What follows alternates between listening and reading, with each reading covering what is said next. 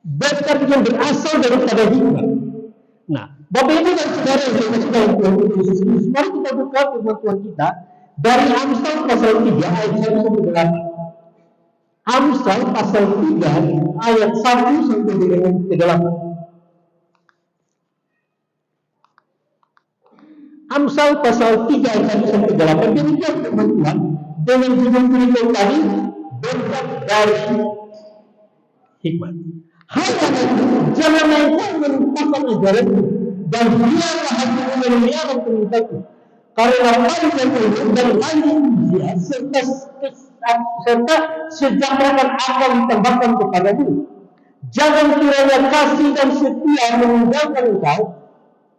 Kawinkanlah itu pada lehermu, tuliskanlah itu pada leher hatimu, maka engkau akan mendapatkan kasih dan penghargaan dalam pandangan Allah dan manusia. Yang berikut dikatakan lagi, percayalah kepada Tuhan dengan segenap hati, janganlah bersandar kepada pengertianmu sendiri. Akuilah dia dalam segala lakumu, maka dia akan meluruskan jalanmu. Janganlah engkau menganggap dirimu sendiri bijak, takutlah akan Tuhan dan jauhlah dari hati. Itulah yang akan menyembuhkan tubuhmu dan menegakkan tulang-tulangmu. Ya, itu yang dikatakan Bapak Ibu. Bapak Ibu dan Saudara yang saya kasih dalam Tuhan kita Yesus Kristus, dia sedang dikatakan itulah yang akan menyembuhkan tubuhmu dan menegakkan tulang-tulangmu. Firman Tuhan ini sangat memberkati saya. Dan kenapa sangat memberkati saya? Karena kemarin anak kekasih kami Chelsea berulang tahun. Dan ayat-ayat ini yang selalu dimunculkan pada saat orang ulang tahun, ya. Panjang umur, ya. Bapak Ibu dan Saudara yang saya kasih di dalam Tuhan kita sering mendengar kata berkat, ya. Tahu berkat itu apa? Berkat. Berkat di dalam konteks sekuler dapat merujuk pada keberuntungan, kebaikan atau hal-hal positif yang diterima atau dialami oleh seseorang tanpa adanya aspek agama atau spiritual yang terlibat. Artinya kalau begini, berkat itu adalah keadaan yang baik, berkat itu adalah hasil dari jerih payah. Jadi di dalam dunia sekuler sana, tanpa melibatkan Tuhan itu orang berkat. Bahkan orang-orang yang tidak mengenal Tuhan itu juga berkat. Nah, itulah yang disebut dengan berkat menurut sekuler. Nah, contoh berkat dalam konteks sekuler sebagai berikut, yaitu berkat karir. Orang bisa berkarir tanpa Tuhan terlibat di dalam situ. Bahkan berkat kesehatan, orang juga bisa sehat tanpa Tuhan harus ada di situ juga. Orang-orang ateis pernah sakit, pernah. Tapi mereka bisa memperoleh kesembuhan, pernah. Jadi berkat kesehatan tidak cenderung harus Tuhan dilibatkan di dalam hal itu. Dan juga berkat kekayaan materi.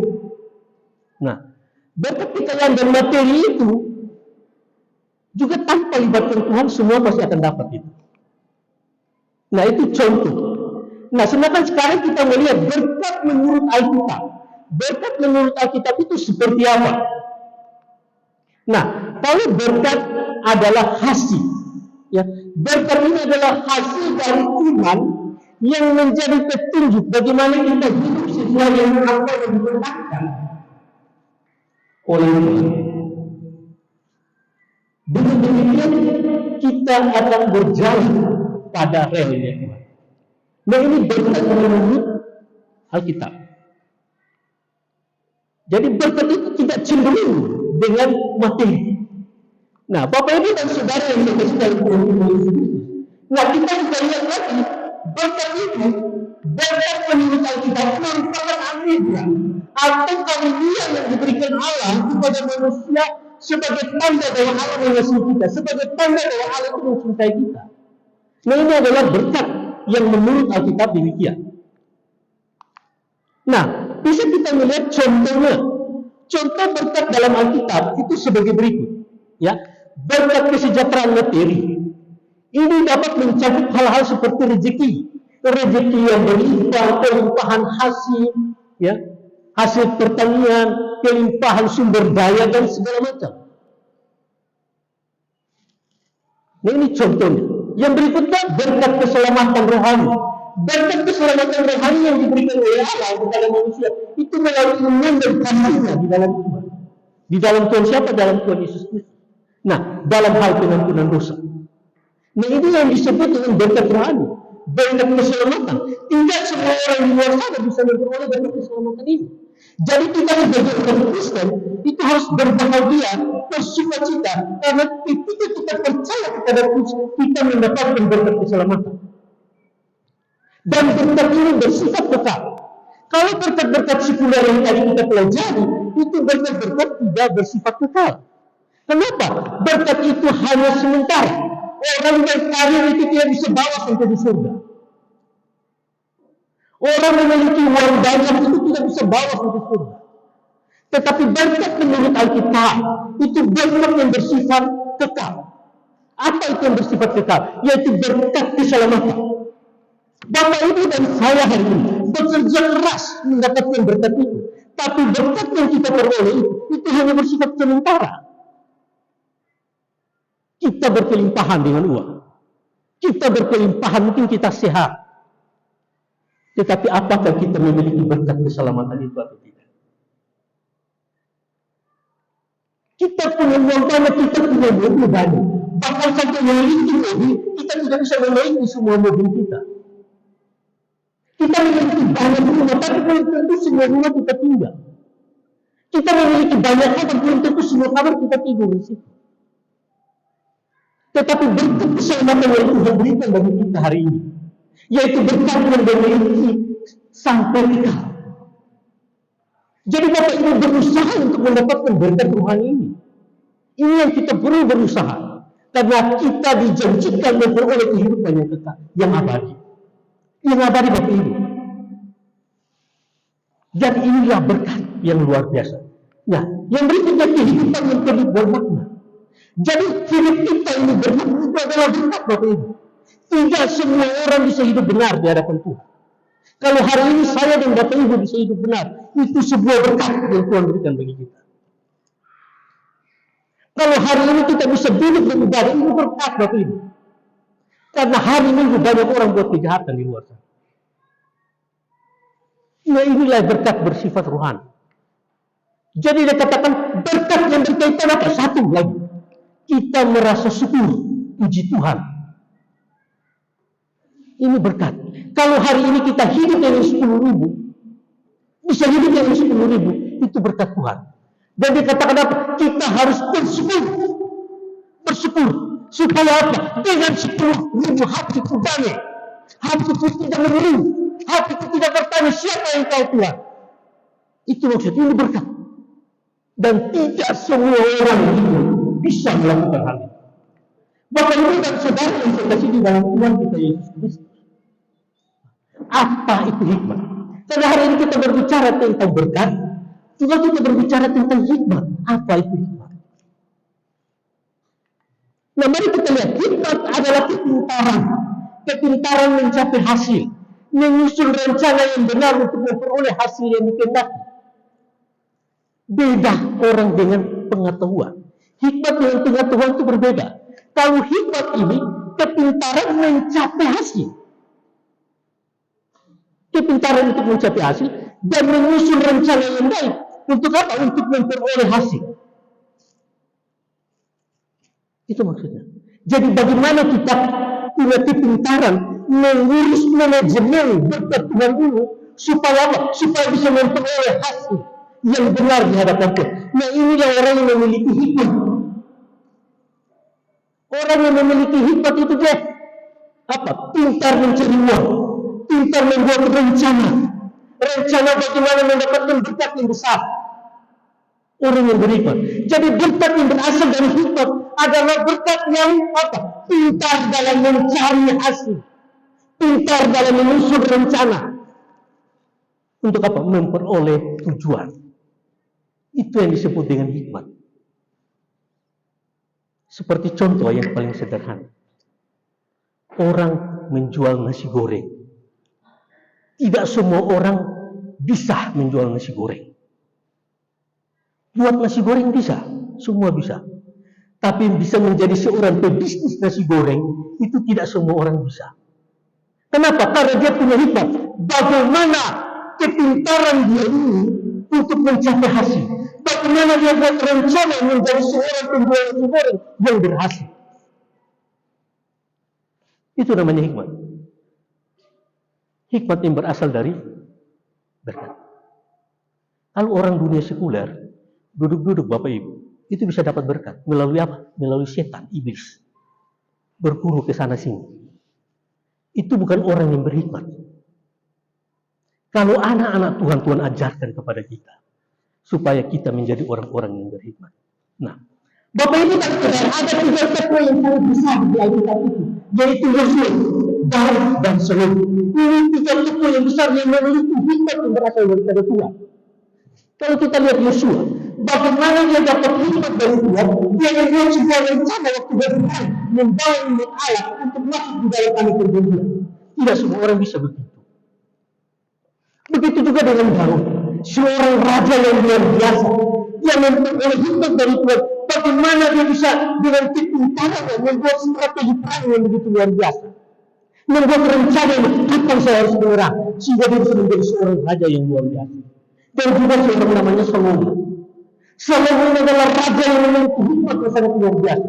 Salah satu desain, salah satu arsitek pertama kali di dalam dunia ini yang membuat gereja yang besar, bait Allah. Ini Salomo. Bisa menguasai dunia dia. Karena apa? Dia memperoleh hikmat daripada Tuhan. Bapak Ibu dan saudara yang saya berkat dari kita. Artinya bahwa bagaimana kita mendapat berkat yang berasal dari hikmat yang Tuhan berikan kepada kita. Ini mau yang dikatakan, ya. Berbicara tentang hikmat yang datangnya dari Tuhan, melalui pada anugerah atau kekayaan yang diberikan oleh Allah kepada seseorang sebagai hasil dari pemahamannya, pengetahuannya, pengertiannya, dan kebijaksanaannya dalam hidup dia. Nah, hikmat adalah dalam hal itu seringkali dihubungkan dengan pengertian, pengetahuan, pemahaman yang benar, serta pengambilan keputusan yang bijaksana berdasarkan dengan prinsip-prinsip Alkitab.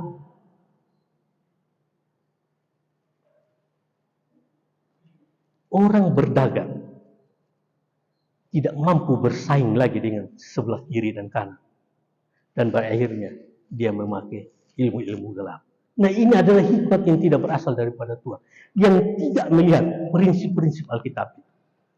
Bapak Ibu dan saudara yang saya kasih dalam kita, jalan dalam konteks Alkitab, bentuk yang datang dari hikmat adalah berkat yang diberikan oleh Allah kepada orang yang mencari dan memegang teguh ajaran Tuhan. Dan tetap percaya kepada Yesus. Sehingga kita bisa dapat pemahaman yang benar, mendapat pengetahuan yang benar, dan serta kita bisa mengambil keputusan-keputusan yang benar.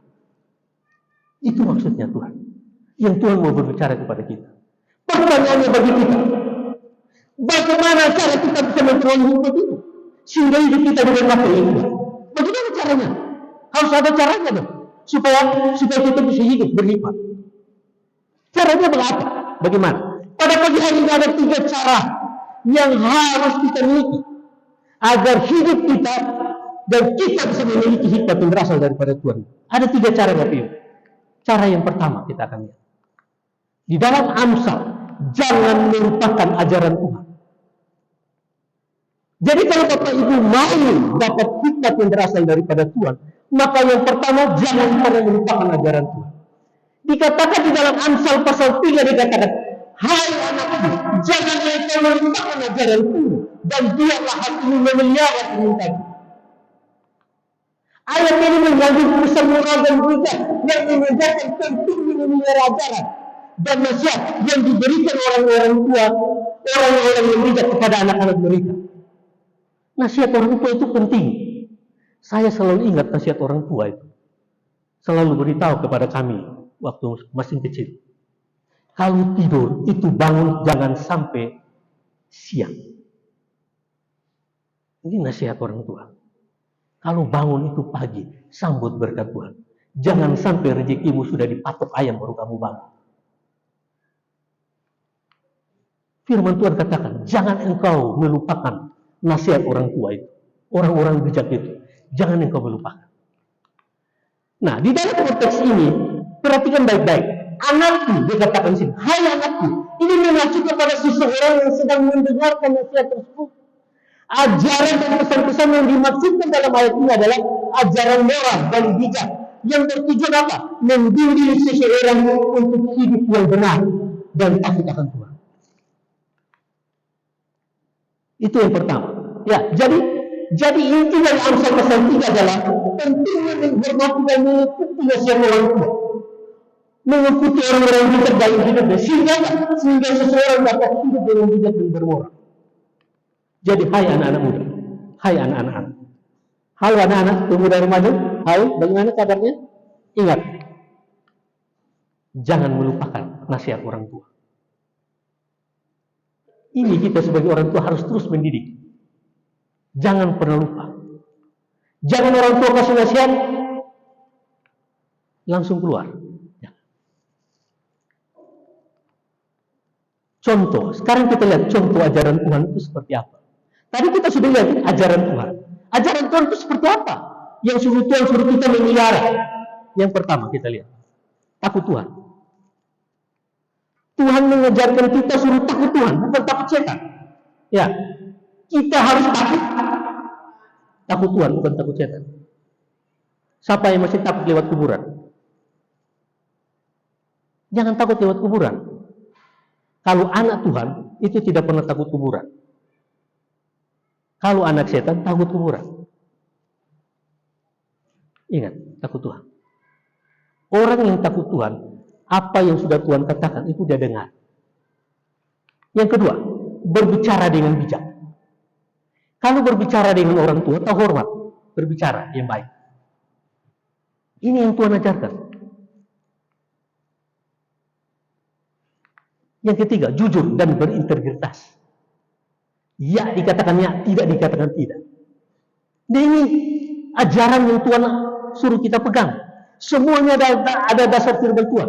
Ya. Takut Tuhan di Amsal pasal 1 ayat 7. Tuhan bicara itu.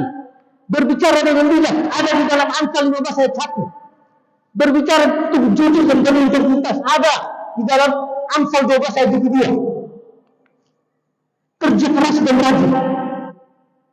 Jadi Tuhan suruh kita orang Kristen, orang percaya harus kerja keras dan rajin. Justru kalau tidak keras dan rajin, maka dia sebenarnya bukan anak Tuhan. Karena ini ajaran Tuhan. Tuhan yang mengajarkan itu suruh kerja keras. Jangan kerja-kerja jadi pencuri tulang. Kerja keras, rajin. Kerja keras dan rajin. Itu perintah Tuhan. Di mana perintah Tuhan? Buka Amsal 10 ayat 4. Besar.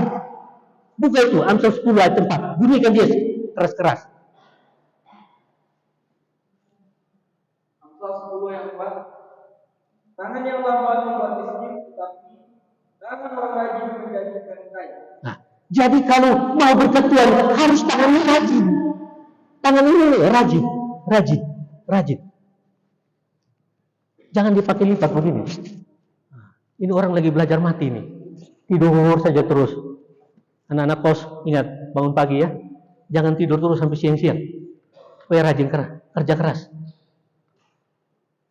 Pergi berkunjung, ingat, makan habis cuci piring. Tangan rajin kan? Kalau tangan gak rajin, angkat taruh saja. Jangan. Tuhan taruh.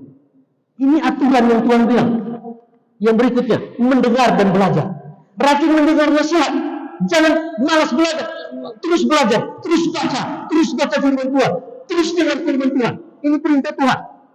Perintah Tuhan ini dikatakan di dalam Amsal 18 ayat 15. Kakak Sisi, Amsal 18 ayat 15.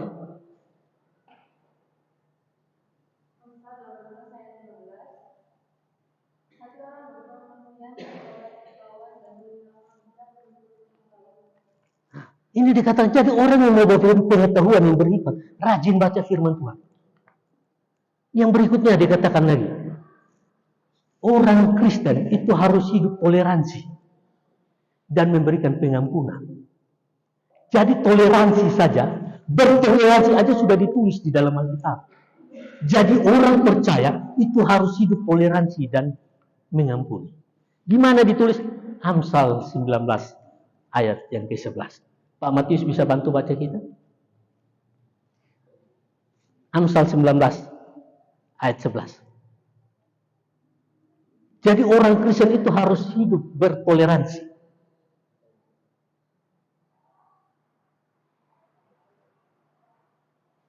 Ada yang lebih cepat bisa baca? Oke. Amsal 19 ayat 11.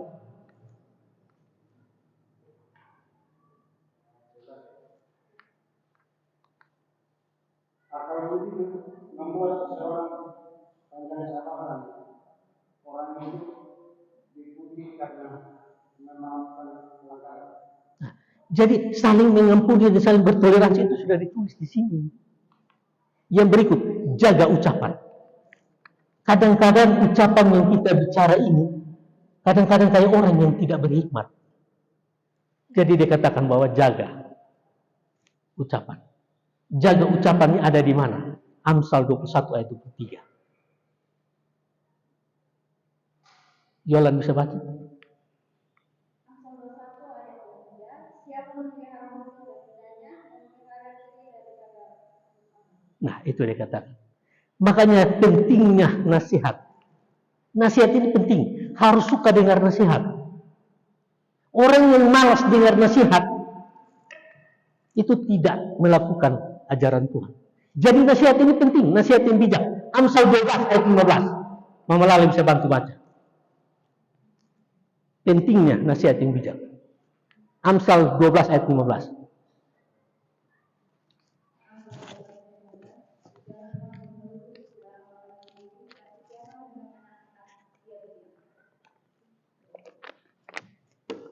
Nah, ini yang dikatakan. Jadi artinya bahwa aturan-aturan ini perlu kita sebagai orang tua itu rajin memberi nasihat kepada anak-anak kita. Itu maksudnya. Jadi orang tua tidak pernah nasihat anak ini jadi masalah. Itu tandanya bahwa orang tua tidak mengajarkan firman Tuhan bagi anak-anaknya. Jadi kita sebagai orang tua harus supaya apa? Memelihara ini perintah Tuhan.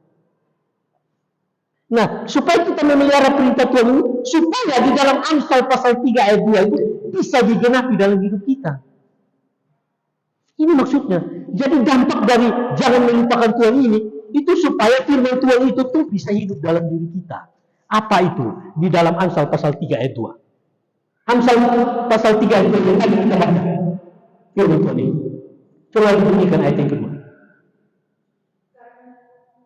Amsal 3 ayat 2, karena panjang umur dan lanjut usia, serta sejahtera akan mengampaikan kepadamu. Jadi maksudnya semua ini kalau kita terapkan di dalam kehidupan kita, maka kita umur panjang. Terus kesejahteraan kita ditambahkan. Tapi ibu semua mau umur pendek apa umur panjang? Mau umur panjang. Jadi firman Tuhan ini bisa digenapi dalam hidup kita. Ya, jadi itu maksudnya. Yang kedua kita lihat lagi.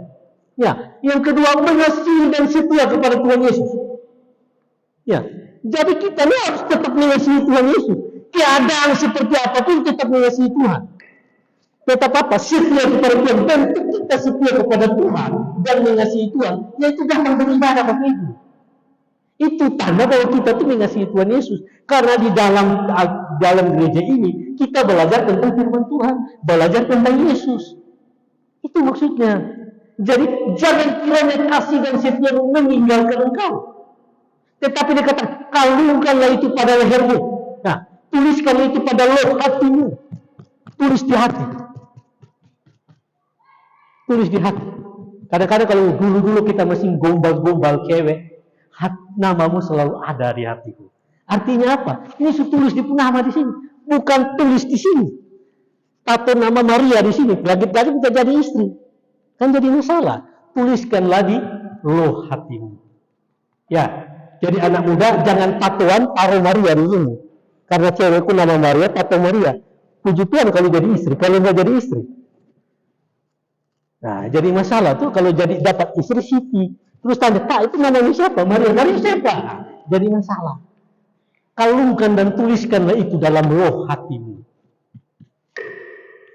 Jadi dia katakan mengajarkan pentingnya memiliki sifat kemurahan. Ini maksudnya. Jadi dengan kebenaran. supaya hidup kita benar di hadapan Tuhan. Nah, dalam konteks kemurahan mengacu pada belas kasihan. Mengacu pada belas kasihan, mengacu kepada kasih sayang, mengacu kepada perasaan yang baik terhadap sesama, sedangkan kebenaran mengacu kepada integritas dan kejujuran. Nah, dan ketatan terhadap apa? Prinsip-prinsip moral atau etika yang benar menurut Alkitab. Itu yang perlu kita lakukan. Ayat ini menunjukkan bahwa kita selalu tidak pernah mengabaikan ajaran Tuhan. Jangan sekali-kali mengabaikan ajaran Tuhan di dalam hidup kita. Sebaliknya kita seharusnya menjadikan bagian penting dalam hidup kita seperti apa? Mengikat kalung pada leher dan menuliskan itu di dalam loh hati. Dengan demikian kita diingatkan untuk selalu berperilaku dengan kemurahan. Dengan apa? Menjunjung kebenaran dalam segala aspek kehidupan. Yang ketiga, kita masuk yang ketiga. Yang ketiga, tetap percaya dan beriman kepada Tuhan Yesus. Ini penting. Dia katakan, percayalah kepada Tuhan dengan segenap hatimu, jangan bersandar kepada pengertianmu sendiri. Jadi dia katakan, kalau percaya Yesus itu percaya benar-benar, sungguh-sungguh percaya dengan segenap hati. Artinya secara totalitas. Secara totalitas ini kita hidup percaya Yesus. Saya memberi contoh. Kita percaya Yesus di hati, mulut tidak percaya Yesus. Kalau kita percaya harus dengan segenap hatimu. Percaya Yesus dari hati yang paling dalam, dan mulut saya juga percaya Yesus. Tanda percaya Yesus memberkati. Bahasa-bahasa memberkati. Jangan percaya Yesus, salah anjing kau. Ini mulut belum percaya Yesus. Percaya Yesus orang percaya, tapi tangan masih tonjok orang. Ini belum percaya Yesus yang tangan. Hati sudah, tangan belum. Pikiran. Bagi bapak-bapak. Kalau pikiran sudah percaya Yesus, jangan lihat lagi. Yang paling cantik dalam dunia ini hanya satu di dalam otak. Siapa? Istri. Tidak ada yang lain. Ada amin, Bapak Ibu? Nah, itu maksudnya. Juga ibu-ibu, ingat. Sudah dandan cantik-cantik, terus ada orang yang menuduh, mama tambah cantik sekali. Ingat, di dalam otakmu. Yang ada siapa? Apa? Bukan yang lain. Ya, itu maksudnya. Nah, ini yang Tuhan mau kepada kita. Ya, Pak Matius ya. Pikiran hanya ada macet. Tidak ada yang lain. Boleh lihat situ warna-warni. Kalau kita keluar dari rumah ini kan warna-warni semua kita lihat. Ada yang rambut warna hitam, ada yang coklat, ada yang biru. Tapi ingat, di dalam otak saya hanya ada rambut istri hitam. Ada yang betul. Kalau keluar di sana lihat warna-warni, ada mata biru, mata hijau, mata biru. Ingatlah di dalam otakmu bahwa yang ada tetap warna hitam. Istri saya matanya warna hitam. Jangan warna yang lain. Itu maksudnya. Ya, inilah tanda orang yang sungguh-sungguh percaya kepada Kristus. Ada amin Bapak Ibu? Artinya pentingnya percaya kepada Tuhan dan pentingnya untuk tidak mengandalkan pemahaman dan kebijaksanaan kita sendiri secara berlebihan. Luar biasa ini Tuhan menegur saya. Ya, dulu peluk istri masih kecil gini, sekarang agak lebih setengah mati gini. Ya, tapi ingat, Tuhan bilang, kalau sudah ada Yesus, kita punya pemahaman, itu benar. Pemahaman. Dan kita lebih bijak. Lebih bijak artinya jangan memuji lagi orang lain yang punya, yang pinggangnya masih langsing-langsing. Selangsing apapun dia. Wah, ada yang mukul, kayak Andres. Biarlah itulah yang Tuhan berikan yang terbaik. Ya, maksudnya begitu. Jadi ini maksudnya, ayat ini mengajarkan bahwa dalam menghadapi kehidupan, dalam berbagai situasi. Situasi apa saja. Mungkin lama-lama karena pernikahan semakin tua, semakin lama aku lihat istri nggak ada perubahan, makin lebar saja istri, tapi situasi apapun, tetap percaya Yesus. Tidak ada yang lain lagi. Tidak ada yang lain. Cuma dia. Menjadi manusia yang bijaksana. Tetapi juga harus memiliki kepercayaan yang kuat terhadap Tuhan. Ya, ini maksudnya. Hikmat. Kalau rumah tangga sudah mulai bosan, berhikmatlah. Ya kan? Cari suasana-suasana yang lebih menyenangkan. Supaya istri tetap terbaik di situ.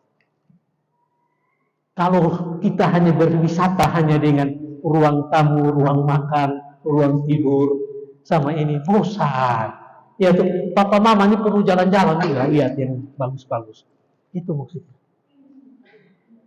Kalau pulang kerja sudah kena marah dari bos, datang lagi kunjungannya ruang makan, ruang nonton, ya kan, ruang tamu. Ya ini. Kalau orang yang bijak enggak, ya itu maksudnya. Dengan percaya pada Tuhan Yesus dengan segenap hati, kita diingatkan untuk menjalani kehidupan dengan penuh kepercayaan dan beriman kepada Allah, mengandalkannya dalam semua aspek kehidupan. Jadi mau susah mau bagaimana, andalkan Yesus, andalkan Yesus. Kita dua ini berbeda, kita dua berbeda. Kamu orang Sunda, saya orang NTT. Tapi kita ada Yesus di dalam. Dengan ada Yesus saya bisa menerima dia orang Sunda, mengisi kekurangan saya. Dan dia mengisi kekurangan saya. Ya. Nah inilah Yesus. Benar Bapak Ibu. Kadang-kadang kita keluar dari jalan, lihat ketemu motor yang kasih letting kanan belok kiri, emosi, marah. Ya kan? Tapi karena di belakang ada istri, ya tenanglah. Jadi situasi seperti apapun bisa membuat kita jadi kondusif. Suasana ini jadi aman, nyaman, tenang gitu. Papa-papa juga ingat ya, kalau sudah kerja capek di sana, ingatlah istrimu. Karena istri itu sudah dari pagi hingga malam jaga anak terus. Dia ingin juga mengeluarkan isi hatinya. Kita mengeluarkan isi hatinya, papa dulu, mak cerewet sekali ya. Jangan, duduklah dengar keluhan-keluhan dia dari pagi sampai malam. Dia ingin mencurhatkan itu semua. Situasi apapun. Ada amin Bapak Ibu? Nah ini yang Tuhan minta. Inilah orang-orang yang berhikmat. Yang datangnya. Akhirnya rumah tangga kita penuh dengan berkat. Itu maksudnya.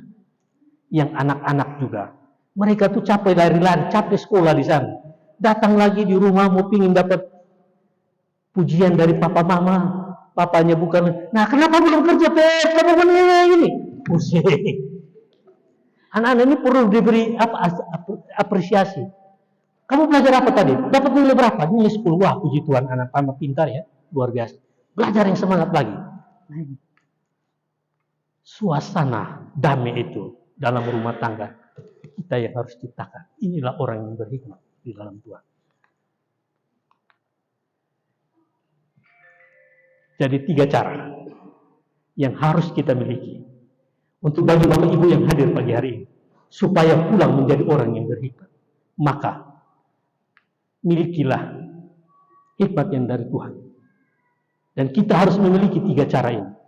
Cara yang pertama, jangan pernah melupakan ajaran Tuhan. Ini yang Tuhan katakan. Yang kedua, mengasihi dan setia tetap kepada Tuhan Yesus.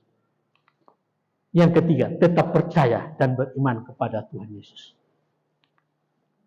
Maka kita pasti menjadi orang yang berhikmat. Ada amin?